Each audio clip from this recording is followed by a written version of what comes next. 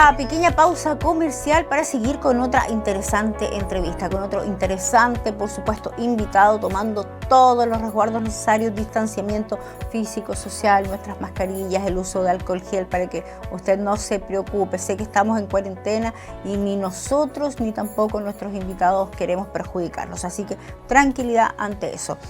Vamos a presentar a nuestro invitado porque vamos a tener una conversación, más que conversación, una reflexión que va a ir un poquito más allá, digamos, de los parámetros, digamos, legales, por así decirlo. Me refiero a nuestro invitado Genaro Bamonde Urrutia. Él es pastor y presidente de la Iglesia Asamblea de Dios de la provincia de Osorno.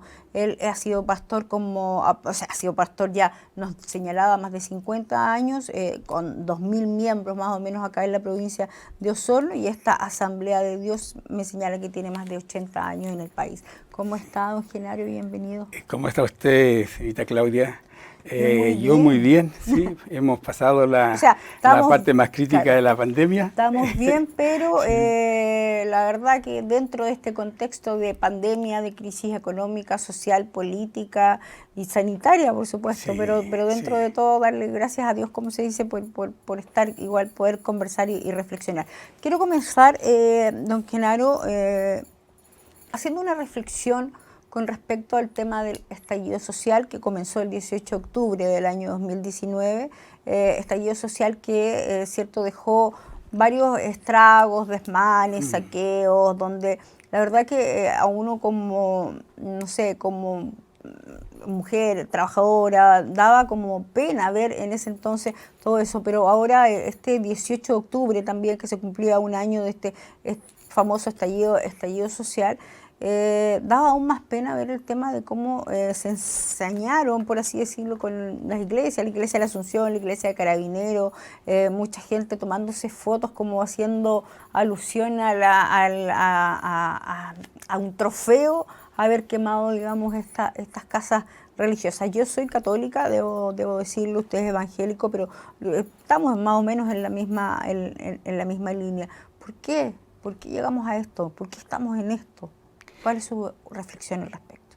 Muchas gracias, Claudia, por haberme invitado al programa. No, yo le digo que cuando usted me llamó, entré en un proceso de reflexión igual, sí, con relación a esto que estamos viviendo en nuestro país, que lamentamos.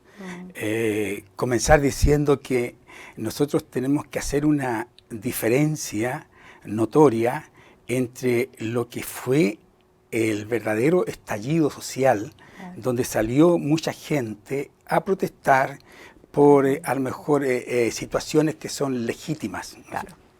Por temas sociales legítimos. Por temas sociales legítimos. Pero que se nos fue de las manos. Pero hay después una diferencia con lo que yo llamo un estallido de violencia.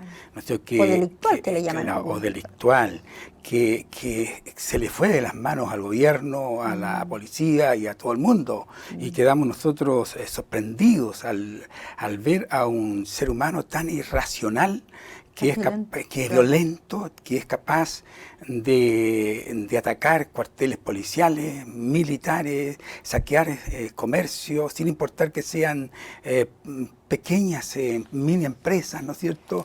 Y iglesias, y podríamos continuar en la cadena. ¿Por qué se ha ido acumulando esos juicios, usted, pastor, que tiene más de 50 años en esto? ¿Por qué cree que se ha ido acumulando tanto este odio? Porque no hay nada más que justifique, digamos, esta situación de violencia, que es un odio, es ver porque uno ni siquiera le puede ver las caras, porque están casi todos encapuchados, pero uno ve cómo son capaces de tirar piedras, de incluso romper el mobiliario de las ciudades, mobiliario que nos sirve a todos nosotros, romper y saquear, lo decía usted, pequeños y medianos emprendedores, supermercados grandes también, pero es como, ¿por qué llegamos a eso? A tanta violencia y a tanto odio. Creo que lo primero que agregaría a la conversación es que debemos rechazar este tipo de violencia, venga de donde venga.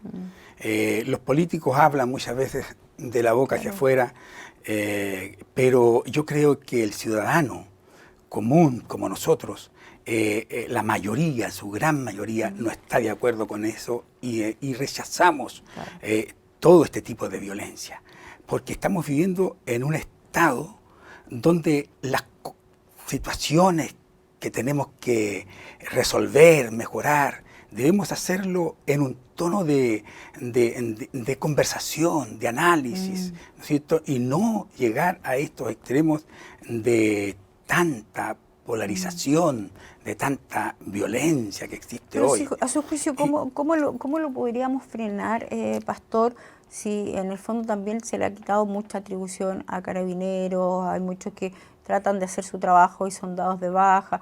Obviamente que se han cometido errores, es verdad, pero ¿cómo podemos frenar eso y cómo se puede revertir desde el punto de vista también religioso, emocional? O sea, ¿estamos perdiendo los valores que nos entregaban anteriormente nuestras familias? Evidentemente, Claudia, lo que lamentablemente nuestra clase política nos ha estado introduciendo ha sido una sociedad alejada de Dios, laicista. Han querido ir sacando a Dios de todo, y entonces hoy día lo que nosotros vemos es nada más que la consecuencia de una acción que gran parte de culpa la tienen los mismos políticos que nosotros hemos elegido y que han hecho mal su pega. Han hecho mal su pega y entonces no han cumplido lo que ellos mismos han prometido. Desde que llegó la democracia, ¿no es cierto? Todos soñábamos con que la alegría venía y esa alegría nunca llegó y se fue acumulando un odio, un resentimiento en el corazón de la gente y llega después a esto de estallar y echar fuera todo.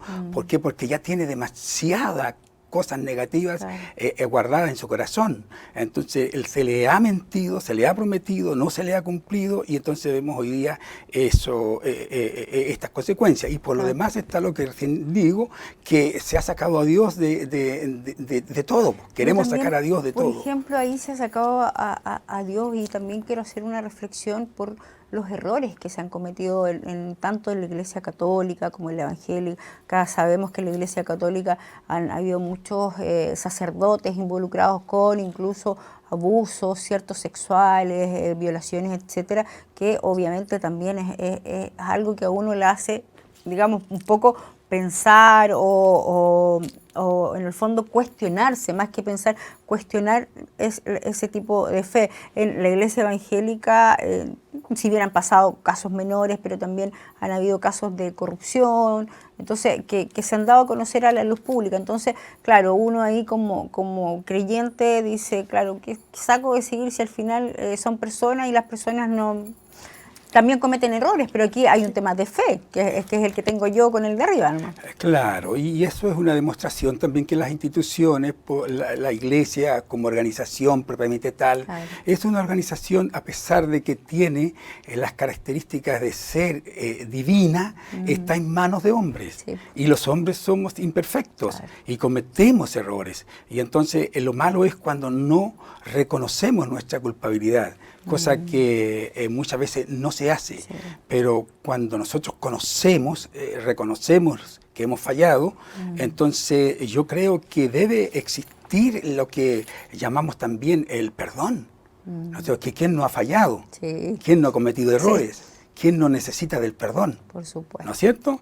Y entonces ahora la Iglesia Evangélica tiene una política distinta, que cuando alguno de sus pastores o líderes comete algún acto de esta naturaleza de inmoralidad, como los que usted ha mencionado, nosotros desvinculamos inmediatamente a la persona de todas sus de actividades. O sea, son más drásticos. Son totalmente drásticos. Nosotros no permitimos, por lo menos en la iglesia en la que yo participo durante toda mi vida de adolescente, entonces nosotros no podemos, no admitimos y no permitimos que alguien ministre en condiciones que no sean compatibles con los parámetros que nos exigen las Escrituras, y especialmente el apóstol San Pablo cuando habla acerca del obispado, de los que anhelan ser pastores u obispos. Entonces nosotros ahí somos bien, no prestamos ropa, sino que simplemente al pan hay que llamarle pan y al vino vino. Por supuesto que sí. Si no andamos bien, no servimos. Pastor, quiero llevarlo igual un poco a otro tema ahora. El próximo 25 de octubre, ¿cierto? Se viene un plebiscito y lo hablábamos recientemente en el bloque anterior con el senador Iván Moreira, donde va a ser un plebiscito o una elección no tan tradicional como elegir algún diputado, senador, alcalde, concejal, etcétera, sino que vamos a elegir o rechazar o crear o aprobar una nueva constitución. Es decir, nos estamos jugando, lo decía el senador, por lo menos los próximos 40, 50 años. Entonces ahí me gustaría conocer un poco su postura. Se habla mucho de que el mundo evangélico rechaza sobre todo el tema de que se podría eliminar, por ejemplo, el derecho a culto. Me gustaría conocer ahí su opinión. Mire, Claudia, frente a eso yo tengo tres observaciones que hacer. Ya. La primera, que pienso que este plebiscito es el resultado de la mala acción de la clase política. Ya. Los políticos no han sido capaces de solucionar los reales problemas que tiene la sociedad chilena y entonces ahora encuentran que a través de este plebiscito la gente puede creer que se le van a arreglar los problemas, cosa que yo dudo. Sí. Entonces están endosándole a la ciudadanía la responsabilidad de ir a un plebiscito cuando quienes tienen que solucionar los reales problemas que tiene la sociedad chilena son los políticos que, a mi juicio y al juicio de mucha gente con la que he conversado, este es el peor parlamento que hemos tenido en la historia desde que llegó nuevamente la democracia a nuestro país. ¿Por qué dice eso, porque hay personas ahí que no tendrían que estar ahí y que han salido por arrastre, porque otros los llevaron allá, pero que si usted misma es testigo, todo el mundo es testigo, que lo que hacen es estar discutiendo, peleando entre ellos, haciéndose demandas entre ellos mismos, llevándose a un tribunal y a otro, y los problemas que nosotros tenemos. Claro. El problema que tiene la persona a diario, ¿lo soluciona? No. ¿Los elegimos para que ellos peleen? No. Los elegimos para que ellos nos ayuden a solucionar los problemas, cosa que no han hecho. Es mi primera reflexión.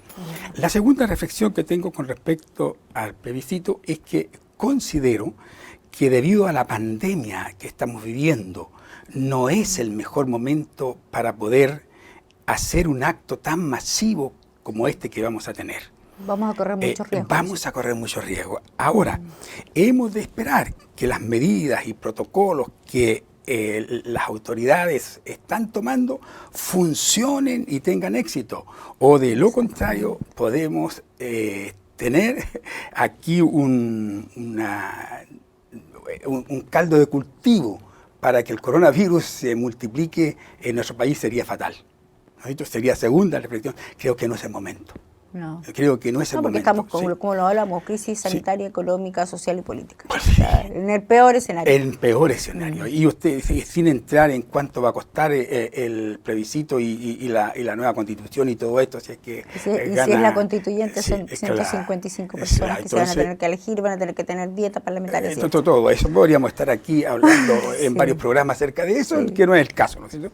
Y lo tercero que yo quiero mencionar con relación a esto del plebiscito es que sincerarme con usted, Claudia, y con todas las personas que están en esta hora siguiendo este programa a través de Inet Televisión, que nosotros los cristianos tenemos ciertos temores que son válidos, que este plebiscito, al cambiar la Constitución y hacerlo de una hoja en blanco, puedan dejarse afuera libertades que para nosotros como cristianos son fundamentales. ¿Cómo cuáles, por ejemplo? Como por ejemplo la libertad de expresión. Fíjese usted que la libertad de culto, fíjese usted que anda circulando en las redes sociales un panfleto, podríamos decir ahí, que voto apruebo para que la iglesia no esté más en la calle. Entonces, y yo lo podría mostrárselo, aquí lo tengo en el celular. Entonces, circulando ese panfleto, voto apruebo para que la iglesia ya no esté más en la calle. Entonces, yo no creo que esa sea la razón como para poder cambiar la Constitución. Entonces, pero corremos el riesgo, ¿por qué? Porque hay grupos demasiado radicales que son contra iglesia, que ven que la iglesia es para ellos, no sé, un estorbo.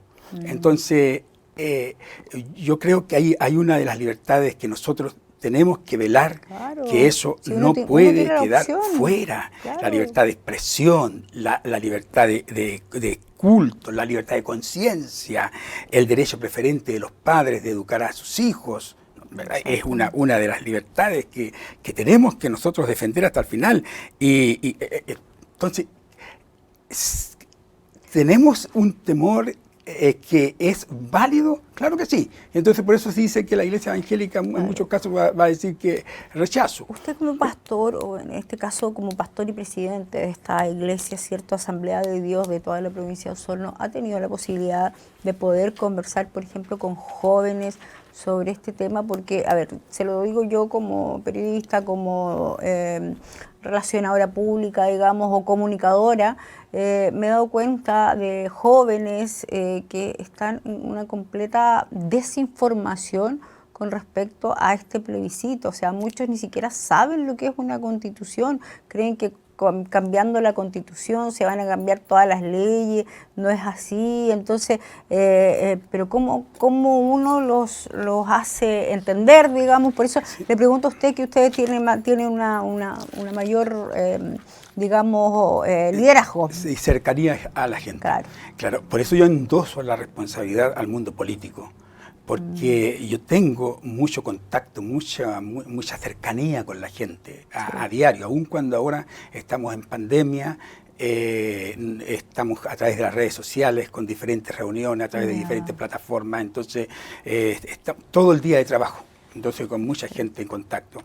Y como efectivamente dice usted, mucha gente que está desinformada. Entonces el llamado que habría que hacer es el próximo domingo a ir a votar, pero ir a votar informado. Infórmese. La nueva Constitución no nos va a caer del cielo como el maná y que nos va a traer la solución al problema social que tenemos. No es. No. Yo he preguntado a jóvenes, a muchos, si han leído la Constitución, por ejemplo, y la respuesta ha sido no. Ni siquiera han leído la Constitución. Tampoco saben cuántas modificaciones la Constitución ha tenido. Más de 50. Cuando yo le mostré a un joven un discurso bien eufórico que hizo el presidente Lagos en su tiempo, cuando él reformó la Constitución y dijo, ahora sí tenemos una Constitución, ¿no es cierto?, acorde a nuestros tiempos, hecha en democracia, ¿no es cierto?, ya hecha en democracia. Entonces, tampoco sabía, entonces con la persona, mi interlocutor, entonces la gente no está informada. La gente no está informada. Entonces, la Constitución no es para arreglarnos el pan nuestro de cada día, es para otra cosa, es con otro propósito. Y la gente no lo sabe. Y son los políticos los que nos han traído, entonces nos han atrincherado para que ahora, con pandemia y todo, salgamos y tener que dar nuestra opinión. Entonces, y además que ahí el tema de los que van a estar positivos no van a poder ni siquiera ir a votar, que estamos hablando de un tema mayor. Por ejemplo, acá ya tenemos 7 comunas que están totalmente en cuarentena. ¿Y por qué están en cuarentena totalmente? Porque los casos positivos han aumentado. Entonces, es una situación. Ahora, Claudia, nótese y que pueda esto quedarse resonando en el corazón de las personas, y no solamente en la mente de quienes nos van a ver y escuchar, sino aquí en el corazón, que la iglesia evangélica no es que no tenga conciencia social, no es que no queramos que los problemas sociales se solucionen, todo lo contrario. La iglesia evangélica tiene un alto grado de vocación social. Puede que nosotros no tengamos grandes instituciones filantrópicas que salen en la televisión todos los días o a través de los medios, ¿no es cierto? No, pero nosotros estamos haciendo una tarea social en cada comunidad donde estamos. Conocemos, mire, yo como pastor de cerca conozco lo que es la pobreza, conozco lo que es la marginalidad, conozco lo que es vivir en la extrema pobreza. Estamos constantemente haciendo ayudas sociales. La iglesia está dedicada a eso, ahora mismo en pandemia, Claudia. Ahora mismo en pandemia. Ahí quería llegar también, sí. Pastor, cambiando un poco de tema con esta cosa de la pandemia, de la crisis sanitaria, económica. Mucha gente ha perdido su empleo, mucha gente ha tenido, o sea, incluso gente que nunca había estado tan apretado, digamos, de bolsillo. Pero sí, hoy día hay gente que está muy preocupada por todo esto y más encima en este contexto de incertidumbre que no sabemos qué es lo que va a pasar en un par de meses más. Entonces ahí me gustaría preguntarle, Pastor, ¿de qué manera están trabajando ustedes como iglesia, como Asamblea de Dios, con respecto al tema de la salud mental? Tenemos una salud mental ya averiada, ya perjudicada y peor aún, con un escenario incierto que se viene, o sea, muchas familias que además tienen hijos, que los hijos no pueden ir a clases porque están confinados, están todos en la casa, quizás muchas parejas han tenido que pelear y aumenta la violencia, etcétera. ¿Y de qué manera están trabajando ustedes también como mire, iglesia? desde el punto de vista de nuestra comunidad, la que yo represento, la Asamblea de Dios, aquí en Osorno, tenemos hemos hecho un trabajo, pero súper potente en estos meses de pandemia. Hemos de hecho contención y todo. Sí, hemos ayudado de diferentes formas. Nuestros jóvenes se han movilizado para hacer canastas familiares, para ir a entregar a gente que sabemos que está pasando por una crisis económica fuerte. Hemos ayudado con recetas médicas, gente que no tiene cómo financiar su remedio. Ahí está, yo tomo el teléfono, hablo con el tesorero, le digo, mira que hay una necesidad, hay que suplirla, y ahí estamos. Tenemos 2 psicólogos en la iglesia. Mire, un psicólogo trabajaba antes de la pandemia todos los días martes en la mañana para atender en forma gratuita en una de las oficinas de nuestro edificio ahí en Los Carreras.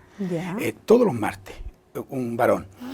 Pero tenemos a otra joven psicóloga también dispuesta a ayudar en lo que sea, y una tercera que se agregó estos días, que aparece en uno de nuestros WhatsApp una necesidad urgente de ser atendido, entonces dice, y yo me ofrezco voluntariamente. Entonces tenemos ¿También psicóloga? Psicóloga también. Tenemos un equipo por lo menos de 3 o 4 psicólogos que están ahí dispuestos a atender casos que nosotros como desde la pastoral no podemos. Entonces, hay muchas cosas que yo puedo atender, ¿no es cierto?, como guía pastor, espiritual, por así decirlo. Pero yo sé los límites que tengo y hasta dónde puedo llegar y dónde tengo que derivar a un profesional. Entonces, pastelero tus pasteles. Claro, y entonces yo llamo y hago los contactos y después pregunto cómo va el proceso, y hemos podido ayudar a mucha gente, especialmente a jóvenes, en ese sentido de poder asesorarles a través de un psicólogo.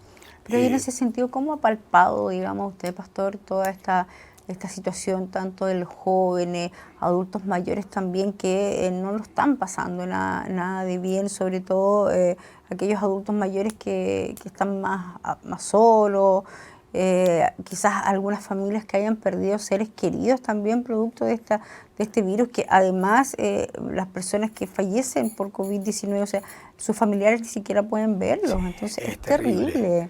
Como alguien me dijo, el peor momento para morirse. Sí, porque muere claro, solo. Sí, muere solo, claro. sí. Es triste. Bueno, nosotros tratamos en la medida que de nuestra fuerza poder mitigar el dolor de la gente. Y a través de estos conductos tenemos un buen equipo pastoral que estamos en contacto constante para poder ir detectando los casos de personas que están padeciendo algún tipo de estas dificultades. Y como ya acabo de decirle, entonces cuando nosotros como pastores nos damos cuenta que no podemos llegar más allá, entonces derivamos a estos profesionales que hacen su tarea.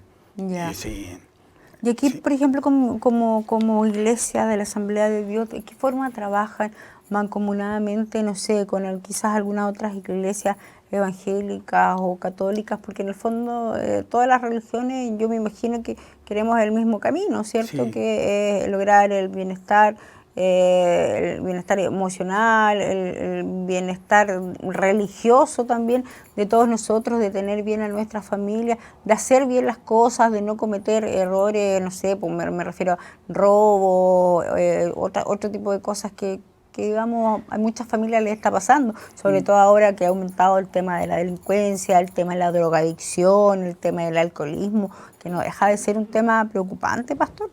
Sí, voy a decir un detalle importante y después respondo a su pregunta. En la semana pasada tuvimos nosotros 3 reuniones a través de las redes sociales. De Zoom, de plataformas digitales. Sí, donde especialmente personas jóvenes participaron. Yo di una pequeña charla, pero mayormente eran jóvenes que participaban con música, hasta de España, de otros países que estaban conectados a este programa, ¿ya? Y escuchamos ahí algunos testimonios. Testimonios de jóvenes que han dejado la droga, que han dejado la delincuencia, que han dejado toda esa vida de pandilla, de fea, y se han convertido al cristianismo. A otro joven escuché un testimonio ahí de alguien que dejó el alcoholismo y así sucesivamente. Tuvimos 3 reuniones seguidas, viernes, sábado y domingo, con ese fin de poder llegar a la gente con un mensaje de esperanza en medio de esta sociedad tan convulsionada que está hoy día. Eso es. Pero respondiendo a su pregunta directamente, la Iglesia Evangélica en Osorno está organizada a través de lo que llamamos la Unión de Pastores de la provincia de Osorno. ¿Ya? Tenemos una directiva y todo esto. Y a través de esa unión de pastores, entonces también se ha detectado los problemas sociales que está viviendo la gente de otras comunidades evangélicas de la provincia. Y entonces allí también hemos ido en ayuda, y la iglesia que yo represento siempre se ha puesto ahí al pie del cañón para poder ayudar en todo lo que sea posible para ir en ayuda de las personas que lo requieren. Entonces, nuestro presidente, el pastor Juan Miranda y otros más han salido a las casas, han salido a terreno a entregar las canastas y a las cajas con mercadería y apoyando a las familias que sabemos, incluso gente, evidentemente, que no tampoco pertenece a nuestra comunidades evangélicas. Aquí el hambre es para todos. Entonces, por supuesto. Sí. Y además de eso, yo tengo como una muy buena relación con el obispo Jorge Concha, de manera que siempre nos estamos llamando. Mañana tenemos una reunión a través de Zoom. Bueno. Y también estamos ahí generando planes, cómo poder la iglesia ser de mayor utilidad hacia la comunidad.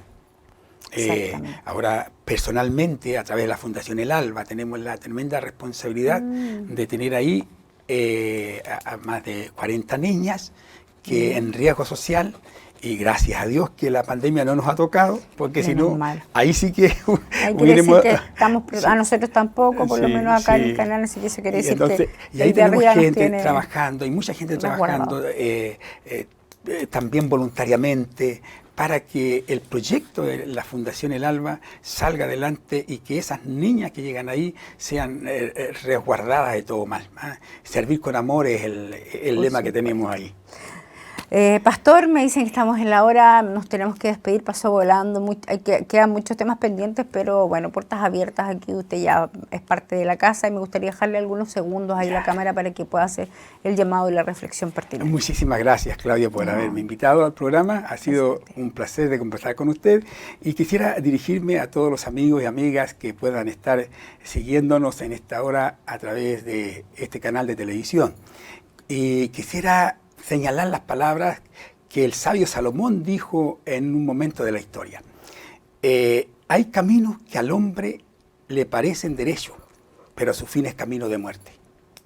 Voy a repetir el texto. Hay camino que al hombre le parece derecho, pero su fin es camino de muerte. Han habido momentos en la historia, mis queridos amigos, cuando no solamente a individuos, sino a naciones enteras, les ha tocado tomar una determinación, tomar una decisión. Y lamentablemente se han equivocado y han pagado caro las consecuencias. Esperamos que todos nosotros el domingo podamos ir a los centros de votación, emitir nuestro sufragio informado, en conciencia, y que podamos elegir el mejor camino para el bienestar de nuestro querido país. Que Dios les bendiga a todos. Muchas gracias, pastora. Muchas gracias. Muy interesante y bonita conversación es la que acabamos de tener. Hay con nosotros entonces Genaro Bamondes Urrutia, pastor y presidente de la Iglesia Asamblea de Dios en la provincia de Osorno, conversando temas que van un poquito más allá de la actualidad, de la política, sino que más del interior y de nuestra reflexión también como personas y también, por supuesto, como sociedad. Así que los dejamos cordialmente invitados para otra próxima oportunidad de actualidad y política, pero continúe junto a nuestra programación porque TVNet está imperdible con todos los programas que tiene. Así que nos vemos, hasta pronto.